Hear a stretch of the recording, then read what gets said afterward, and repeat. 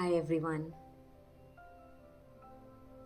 The vision that came through last evening when we got together, the co-creative power of that, of the field, I wanted to kind of share a little bit more about that and the kind of a practice that came through that we can find very helpful as we explore these yogas for the weeks ahead.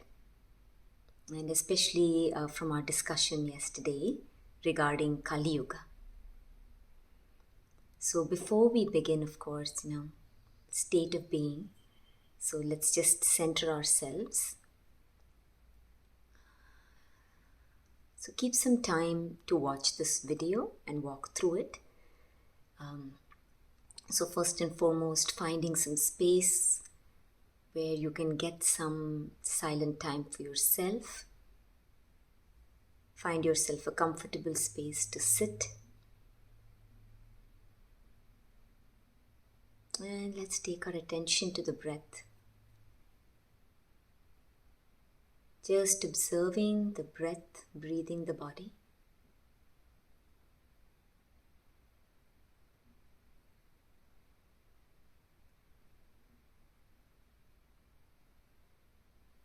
Nothing to do, nothing to change. Just with the breath, breathing the body, coming into our center of being, however we may sense into that.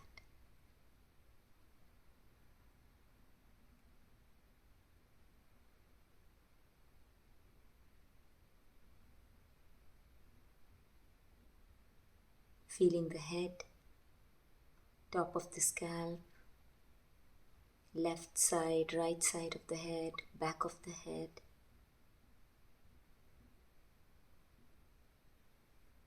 Feeling the forehead, eyes, allowing the eyeballs to fall back, cheeks, nose, lips, chin, jaw,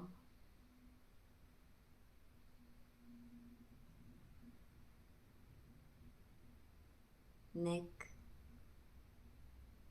With every exhale, naturally we'll find shoulders relaxed, upper arms, elbow, lower arms, hands, fingers,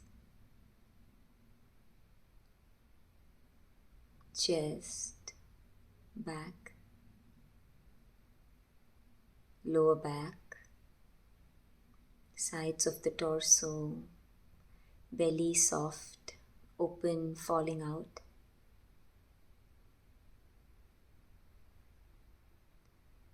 The steady vertical strength of our spine so beautifully holds the torso up.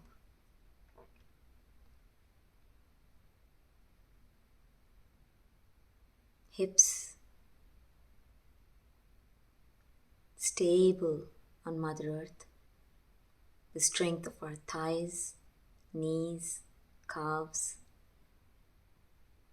feet, ankle. Feeling our whole body all the way from the tips of our toes, coming upwards. Feeling the whole body as this alive, boundaryless field of presence. And staying in this open, empty, available, listening space as we deeply sense into what is arising for us in the body, in the mind, in the field.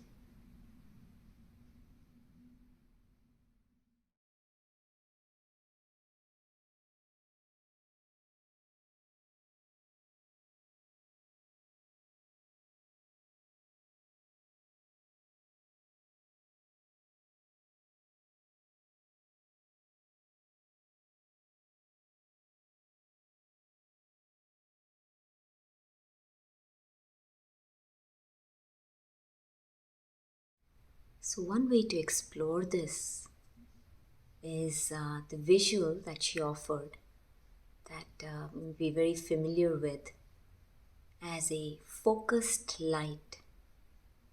Now there are very many different perspectives to exploring and seeing this. But one way is this, that we can see the awareness that which we are at the level of the manifest self to be this focused, aware light. And if we look at it this way, she really was showing how that when in Kaliyuga, the mind, the consciousness that we are, each perceived mind is the same one mind, simply appearing in infinite forms and experiencing itself uniquely in different ways, is like this ray of light. If the sun is the one mind, then each of us are the rays. Right? So it's this focused beam of light. And when this beam of light is really dull and does not hold much light, that is the part where we experience ourselves, because all there is the mind. There's nothing outside of that. So that which we are, the mind, is experienced then to be mainly darkness, unconscious.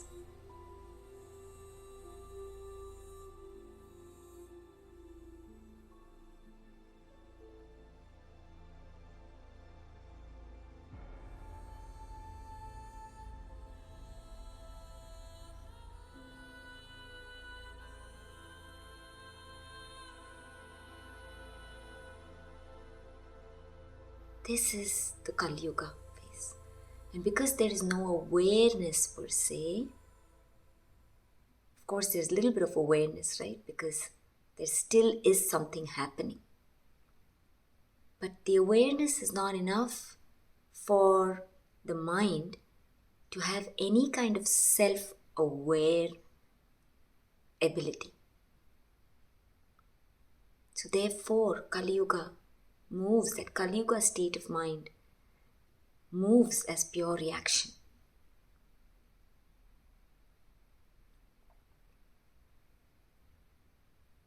I'd like to invite each of us to really close our eyes and walk through this visualization. You can also see the images if there are any on the video, but kind of really sense into this, because it's only then we'll really see that it is phenomena. Because all there is consciousness, the one divine being. She's experiencing herself in infinite ways. Right? So one way is this state of mind, or states of mind, one may say, that gets identified as a me, as a person. So when this ray of light is really dull,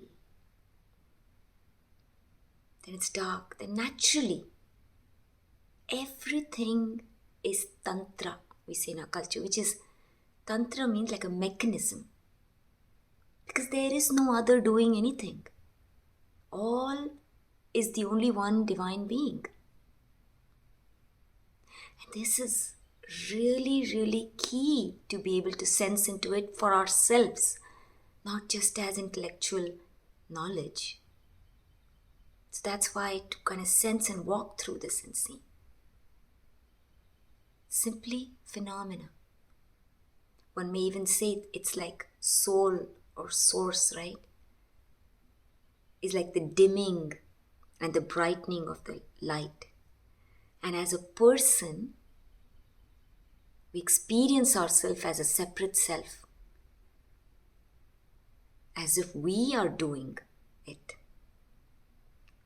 So this dimming, when the light really dims, there's no awareness there. There's no conscious awareness of what is happening. And therefore the natural phenomena, that's what's called the Iron Age, as mentioned, just reacts. Those parts of us that move as blind reactions, moving to the impulse that rises within without any sense or any kind of capability within to really see what is happening. And because this whole experience is of the five senses, right? Facing outwards. One of the other experiences that consciousness has in and as and through Kaliyuga, state of mind, is that it is completely focused on the outer, the other. So that is why it moves as reaction, and the story is always about blame. That the outer is responsible for my inner state of mind. The other is responsible for where I am. Now, of course, I do want to name this, that it's very important to hold this with equanimity, in the sense that every state of mind is a valid state of experience. And when we come to play here at the level of duality, there is reality to the experience for the state of mind, because every context is different, and that's what we're going to journey through as we see through these 4 yugas, how that changes. But since we're exploring this, I do want to name that it is true that at the level of this is not negating the fact that something from the outer or the other would have played a part in experiencing something. We're not negating that. We want to be able to hold that in the right context. But at the end of the day, we move in this state. Again, as Kaliyuga said, it's all of its life is immersed, because that is its valid experience. See, consciousness holds all experiences, all states of mind equanimous, because there is nothing outside of itself. These are ever-changing states that happen within us. And that allows us to taste what it means to feel like a victim.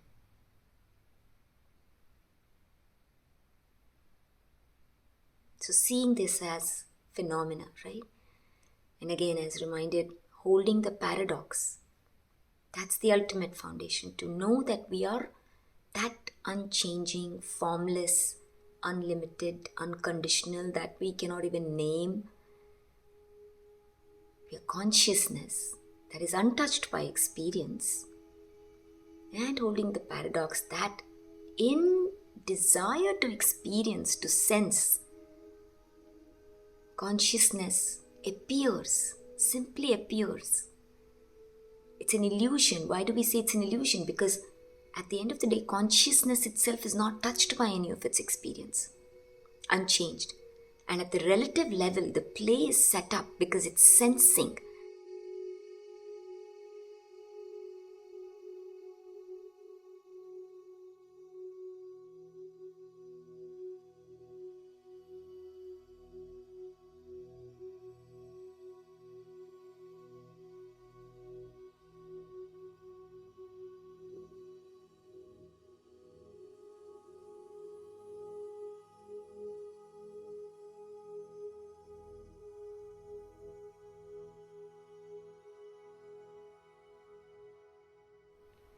So to keep that in mind, right? And especially when we are exploring these so-called limiting spaces within us or within the world, one and the same.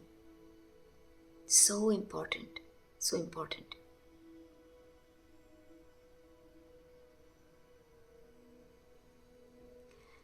That is why it is also very, very important. A reminder that when we know we are moving from this lens, and we know for ourselves that it's a personal lens, and how do we know that? Sense into the body. It's so clear in the body that when we come across certain situations or something we are grappling with or something we desire to expand into, however we want to put this, right? In our body, we will sense in our belly, in our hips, in our heart, in our throat perhaps, there are only two states. The state of constriction or the state of expansion. When we are looking from the personal lens, we will experience, because it's a limited identity, and there is a story of this is me, this is happening to me.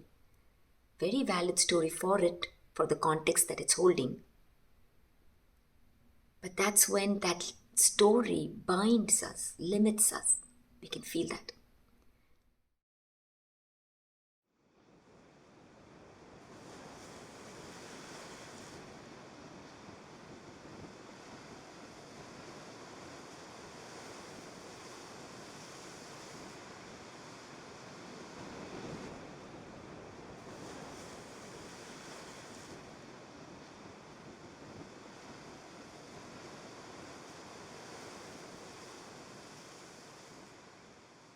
So I'm naming this so that we can move through this exploration very open, as aware as possible, holding the largest context we can for our own identity. Whether we can name it or not, or whatever that might feel for us.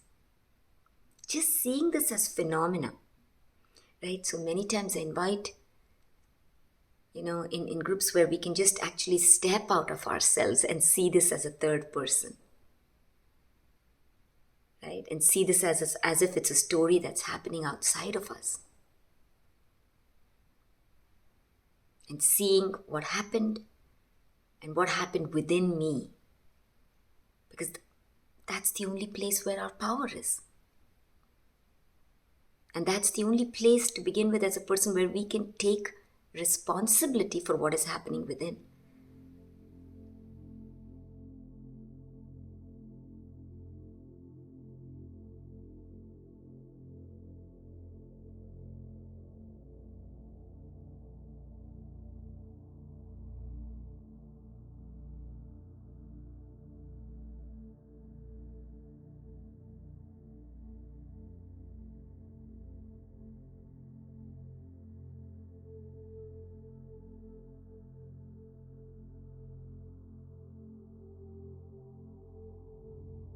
So that's the invitation.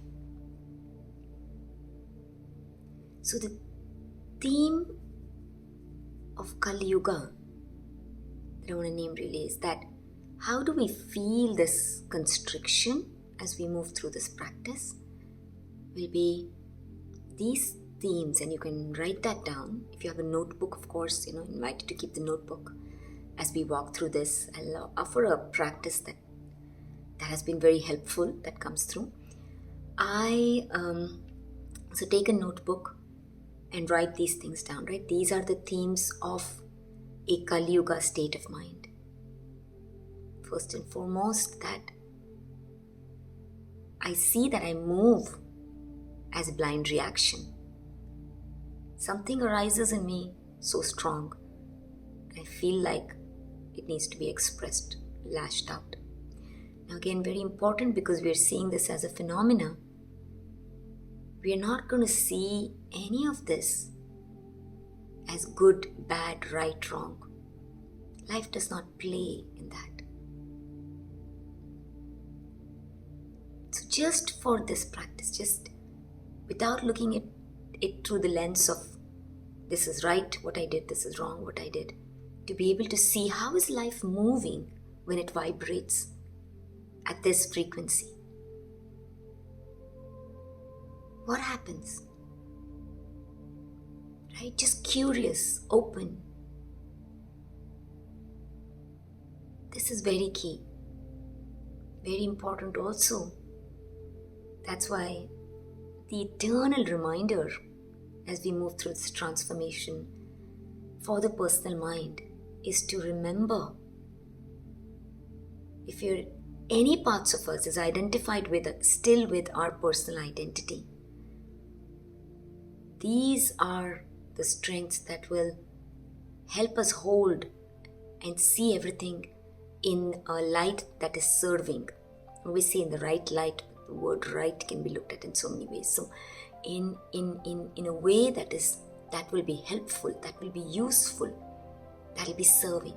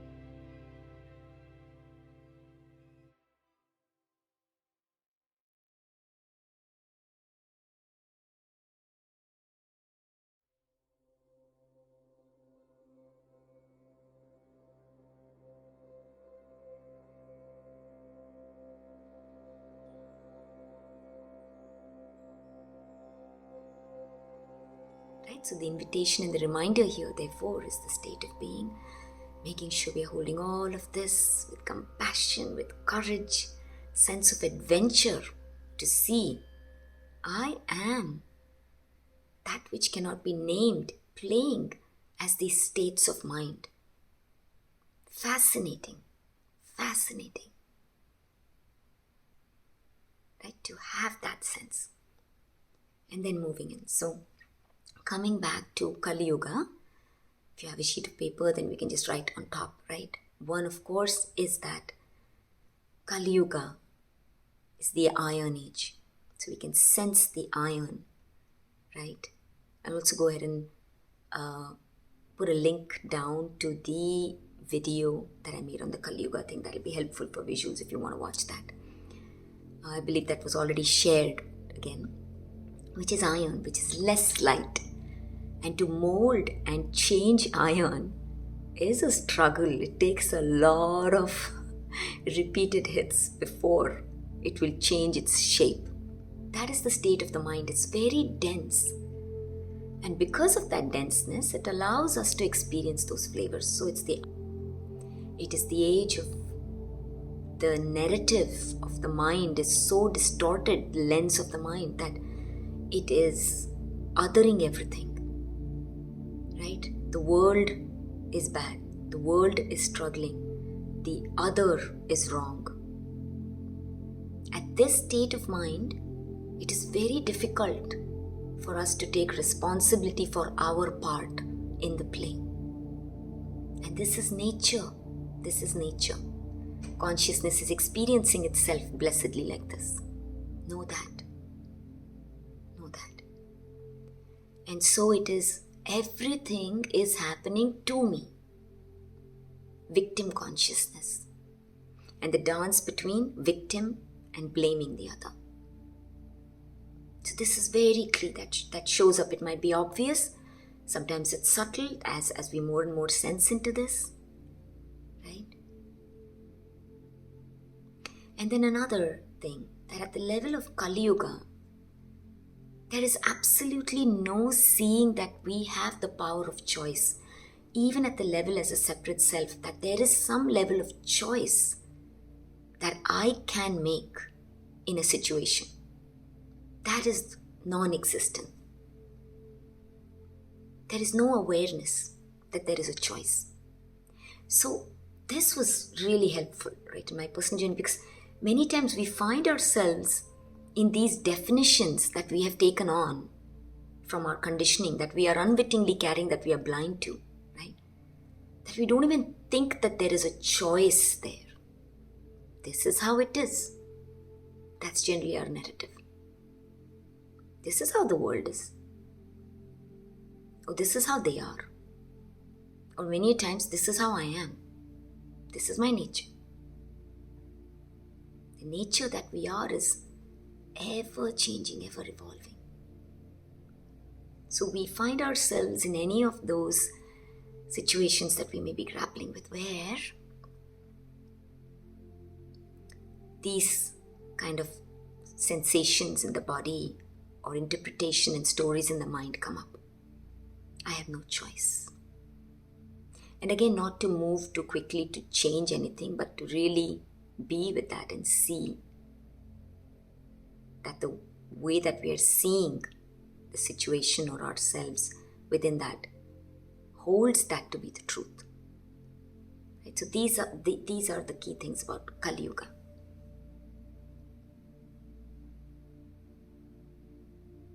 And that's why these are the parts that where we struggle. So I want to come back to that light, the beam of light, right? The ray of the sunlight, that ray that which we are.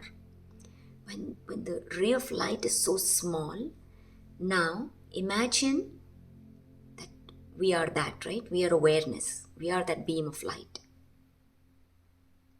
So the Kaliyuga state of mind, the white part of the brightness of the light is so little, we experience ourselves or our world and all our experiences to be fully dark. We live in a world that is full of struggle and suffering. What is within is what is without. Right? It's the same lens through which we see. Right? There are nuances there, a little change here and there maybe. So that is what our experience is going to be. And now, I'd also like to invite what came through, it was so beautifully shown, was that as this light becomes more and more aware, the beam of light becomes more and more aware. That is us awakening to the Dwapar Yuga state of mind. And that is what we've been experiencing for so long. That is what we are going through at the individual or the collective level that we have already lived, I would say. Which is from going from a disempowered state, Kaliyuga, into Dwapar Yuga. Self-empowered. And that's why we see in our world there is so much material about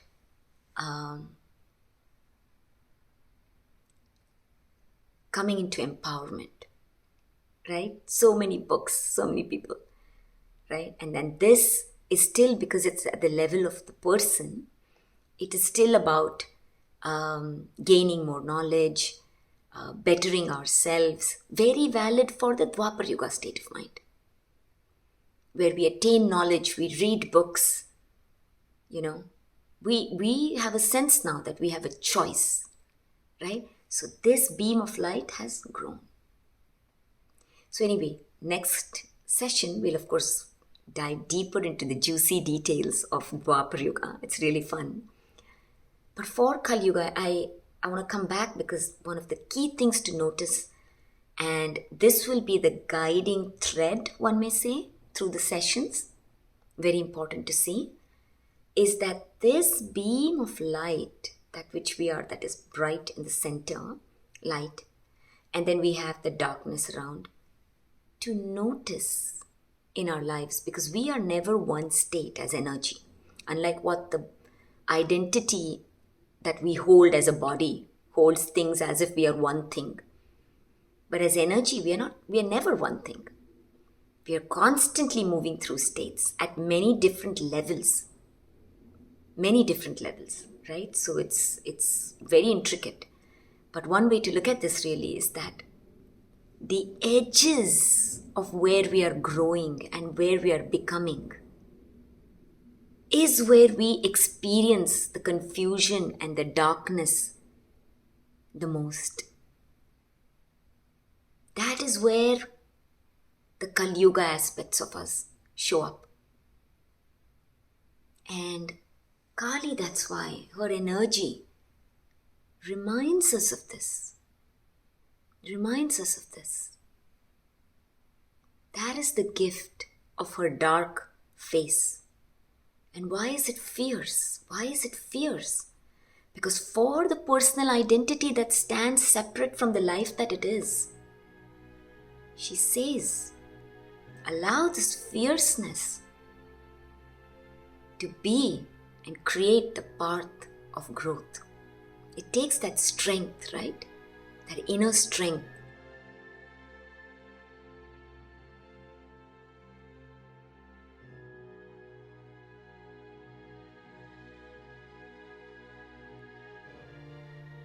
That is needed. And that is her face. The face of time and space when we look at it. And we then have the strength within us to look at the darkness, but from equanimity. And when we stand from this space, she's reminding us, see the gift of Kaliyuga. When we don't see this, then which is so natural, right? That's why I want to keep repeating that. Because when we are identified with a relative identity as a person, we are so used to seeing things hierarchically. And of course, the languaging doesn't help, right? Because it's set in the context of this hierarchical word. So it's like more, less, high, low, right? Higher dimension, lower dimension. It's greatness or not. So we tend to measure things like that. But Kali reminds us, that I am all, hold all of this equanimously. So when we don't see this, when we are in that tight space, we tend to look at Kaliyuga, the state of mind that is going through the darkness, to be lesser. We feel lesser when we experience that. As if we are unworthy or that we should be somewhere else. And that is Kali's reminder. And because we can't hear or sense, she comes with a fierceness. That's why she was given, brings forth fear. So that's why we say fear can be a messenger when we know how to see these things in the right light, the way that they're serving. Fear is that fire within the belly of our power. It's showing us that the belief that we hold of our identity is pushing it down. So fear is a messenger, right? I'm not seeing something here in the light of the power that I am. I'm fearing my own self. I'm fearing life. So to kind of explore that in that sense. Because everything is that which we are. Consciousness, and everything is serving.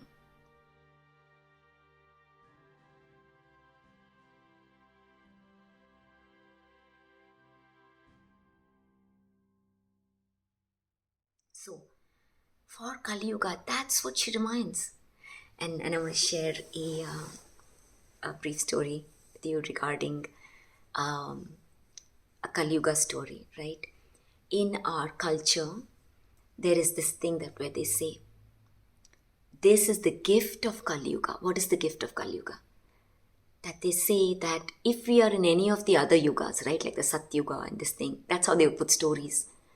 That if you were to want to ascend beyond that, or you want to call the gods, that's how they would name it, right? You want to call God down, you want to call Shiva down. They've shown that you would have to do lifetimes or years and years of tapas. Tapas means like penance, practices, and really kind of be in that state before you are graced with the light of the divine within you. Right? That's what they would say. But they would say the gift of Kaliyuga is such that while there is so much angst that is experienced, so much struggle and so much darkness and so much suffering, all an illusion ultimately, right? For the play, for sensing. But one call from the heart, one stand as divinity is enough to awaken, to see that we are the grace of the divine.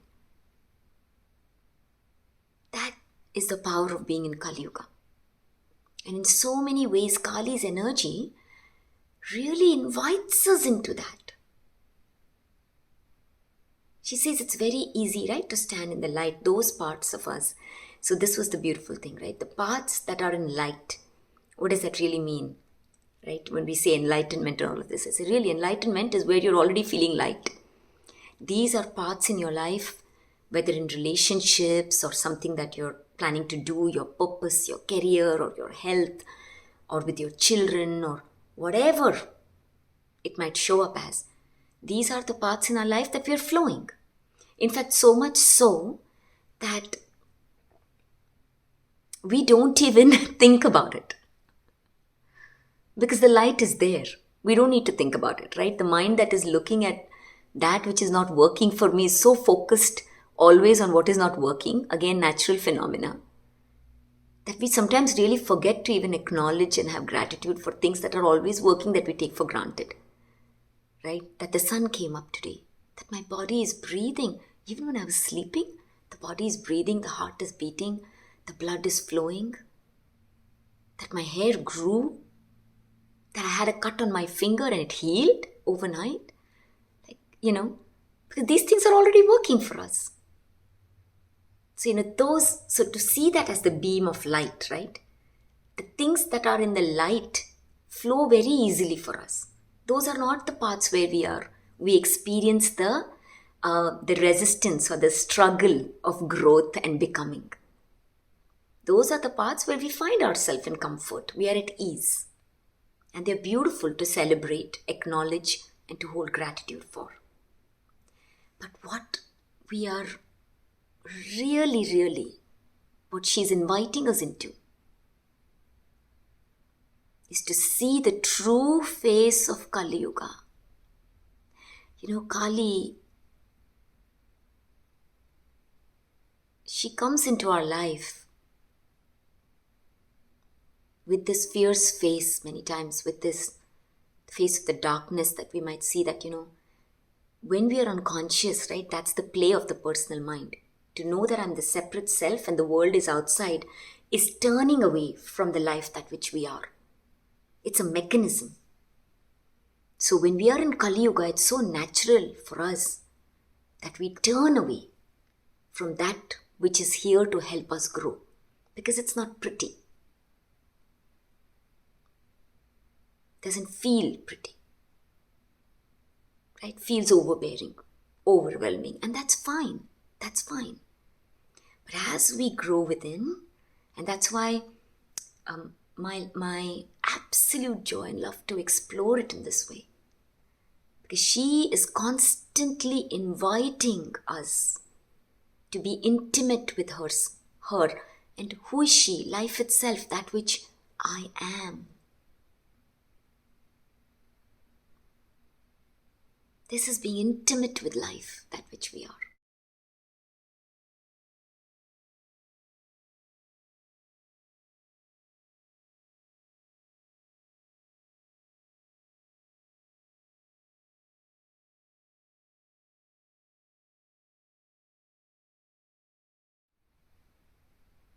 That is what we are invited to practice and live. That is living in equanimity. No matter what experience, who shows up in my awareness. First and foremost, that is a face of that which I am. And when we stand in that space, facing it, rather than turning, and being absolutely compassionate when it feels too much for our body and we turn away as well, that's fine. This is not about right or wrong, right? But as much as we can, when we look at it, bit by bit in the beginning. What do you have to show me standing in that open stance? What have I not seen here? What do you need to show me about that which you are, that which I am, that which life is? She reveals to us. That's something that cannot even be named. That which we are. We awaken to our more aware self, conscious self. That's her invitation. That's her invitation. So that's why all parts within us that show up, whether within ourselves or for another or for our world, with this should not be. This is how it must happen. To see the narrative of the mind that holds anything in rejection and denial, to bring everything into equanimity. If this is appearing, it is serving. In this moment, it is perfect. It is serving. That opens our whole being up to see how is it serving, and aligns us in a way, right, with discernment, to be able to be of service to that serving. All that automatically happens, that cannot be conceptualized. It's the doing arises from the state of being. And depending on where we are, it will look very different. The act of that will look very different. So it cannot be conceptualized. Right? First and foremost is what? State of being, that which we already are. That's why life is an eternal, this light that which we are is an eternal, unfluctuating yes. It's only the things as we are growing that have been held as a no that come in the outside as the darkness. That's the place where the resistance is. So we look at that. This can be such an amazing, really an adventurous play for ourselves. We always share that transformation, right? Consciousness transformation is already happening. Somebody was asking, like if consciousness, we are consciousness and transformation is anyway happening, reality is what it is, self is what it is, then why any words? Why all of this, right? It is because like the ocean that arises as a wave, as the collective, and we are the drop in the wave, it's already happening. We don't need to make transformation happen, right? That's an illusion. But how we are going to experience the transformation depends on the state of being and the state of mind. And that is the powerful invitation of these times. It's only in service of that. And again, I want to name the one divine self that forgets is the one divine self that is reminding herself. There is no other here. There is no other here. It arises from the field. It's very important. How are we experiencing this? So this transformation, when we move through like this I'm sharing my lived experience of it. It is an absolutely playful, adventurous, yes. Part of the play is that it has challenges, right? Because this experience of evolution, growth, becoming, that has that.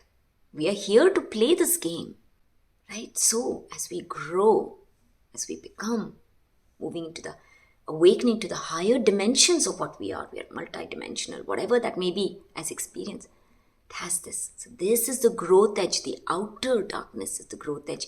That's what Kali is reminding. The more you're comfortable staying with the Kaliyuga aspects of yourself, the more you'll grow.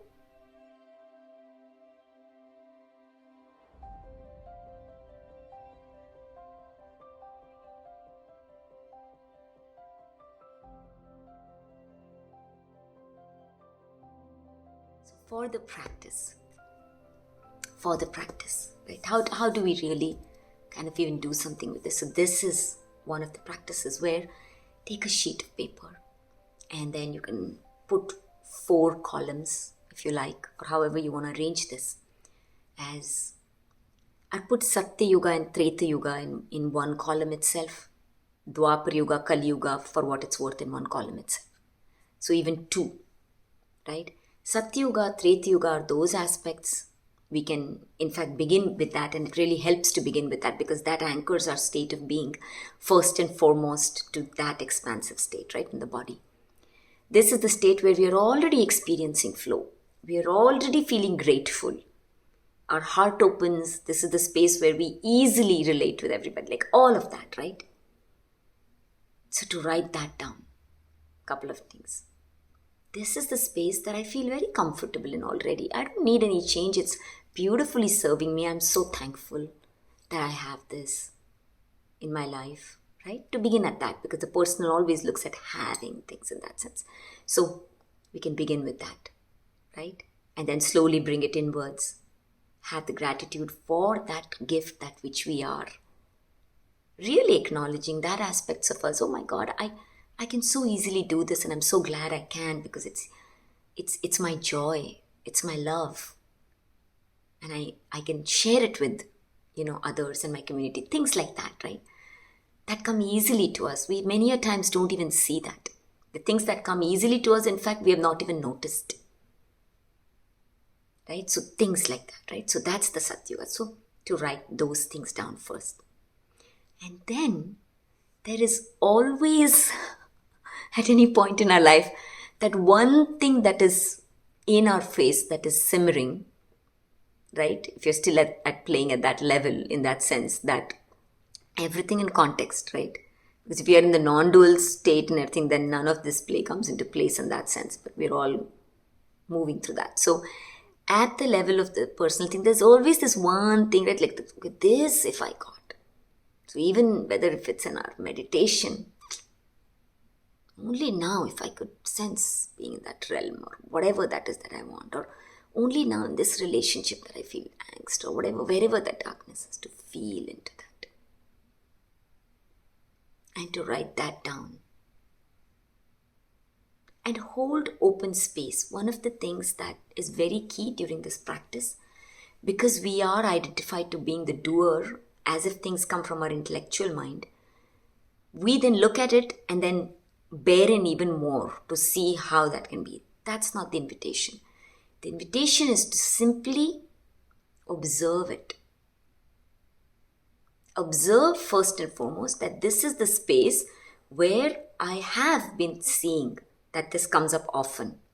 It could be a theme, right, that we see that comes up in different situations, but the theme is the same. Or it could be one particular situation, whatever that might be, to just write that down and just observe it with an inner smile. This is where I keep tripping up. This is what, I don't like to say it, but this is that one thing that I would rather not be. And this is important. Because we, at some level in the beginning, need to be okay with what is. Right? We know what we are. We are consciousness. When we are holding this in the light, right light, we know. So we can laugh almost, or have an inner smile towards that mind of ours that narrates and wants this to go away. Is not okay with it. Really, I'm not okay with this. That's fine. It is what it is right now. I'm not okay with it. Or the fact that I cannot forgive. I cannot forgive. Or that I am feeling guilty. Or that I'm feeling disempowered, right? All this victim state. First is to accept it. Accept it. All these flavors. I am feeling judgment towards this thing that has happened to me. Holding it valid for us and not invalidating it. That is not the invitation for this.